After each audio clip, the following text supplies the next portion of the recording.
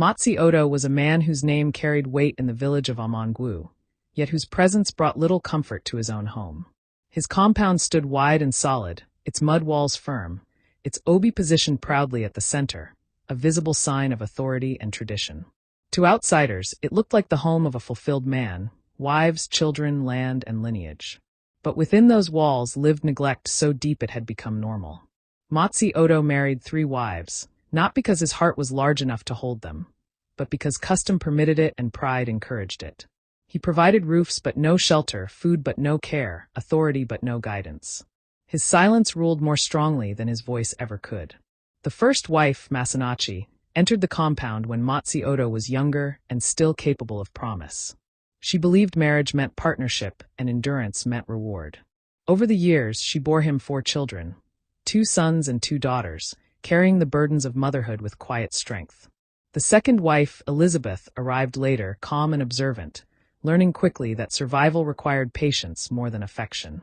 The third wife, Agu, was the youngest, married into a home already bruised by years of emotional absence. Though they shared one husband, they lived separate lives, divided by silence, routine, and unspoken rivalry. Among all the children in the compound, attention rested most heavily on Masanachi's first son. In Igbo culture, the first son is more than a child. He is continuity, inheritance, and the future voice of the ancestors. From an early age, he was marked by expectation. Elders spoke to him with care, neighbors watched him closely, and even his siblings sensed his importance. He was destined to inherit the compound, to stand where his father stood, and to carry the family name forward. Yet beneath the surface of tradition, unseen forces were gathering, preparing to test the strength of blood, custom, and fate itself. And destiny begins to shift. The sickness began so quietly that no one recognized it as a warning. Masanachi's first son, once strong and full of life, started to complain of tiredness that sleep could not cure. He no longer ran freely around the compound, no longer laughed with the same ease.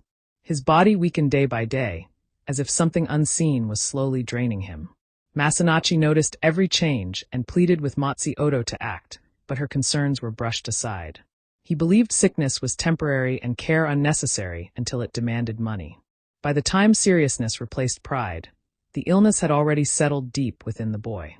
Herbs were prepared by local healers, elders were consulted, and prayers were whispered into the night. Still, nothing changed. The boy grew thinner, quieter, more distant from the life he was meant to inherit. Elizabeth watched from her hut with unease, her heart troubled though she spoke no words. Agu felt fear without understanding its meaning. The compound itself seemed to hold its breath. At night, Masanachi sat beside her son, listening to his shallow breathing, begging the ancestors for mercy, while bitterness quietly grew toward the man who should have protected his own blood. Death came without explanation or mercy. One morning, the boy did not wake. His body lay still, cold, and unresponsive, taking with it the future everyone had assumed was secure. Wailing filled the compound, but beneath the cries was confusion and fear. In Amangwu, the death of a first son shook more than a household. It disturbed tradition itself. Elders gathered, speaking in hushed tones, unable to name the cause. Masanachi's world collapsed, and with it, the certainty of her children's place. The compound had lost its heir, and nothing would ever return to its former order. After the burial, the compound of Odoh did not return to normal. Instead, it entered a season of quiet adjustment, the kind that happens when tradition is forced to move faster than emotions can follow. Elders came and went, speaking in careful tones, weighing age against order, blood against custom. In Igbo land, inheritance does not wait for grief to settle.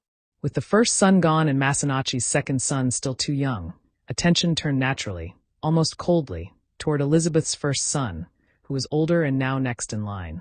No announcement was made, yet everyone understood what had changed. Power had shifted without noise, and silence became its witness. Elizabeth accepted the change with restraint. She neither celebrated nor protested, understanding that in Amangwu, visible emotion could invite trouble.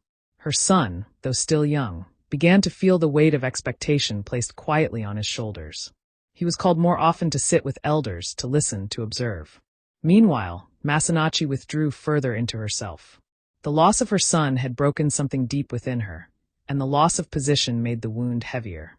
She watched her remaining children play in the dust, suddenly unsure of their future in a compound that no longer protected them. Odoh remained unchanged. He did not guide the transition, nor did he comfort the grieving. He allowed tradition to decide while he stood apart, as distant as ever. His silence became permission for neglect to deepen. Masanachi's health began to fail, slowly at first, then more visibly. She grew weaker, thinner, and quieter, her strength drained by grief and abandonment. The compound noticed, but no one intervened. In Amangwu, neglect often hides behind custom, and by the time concern rises, it is usually too late.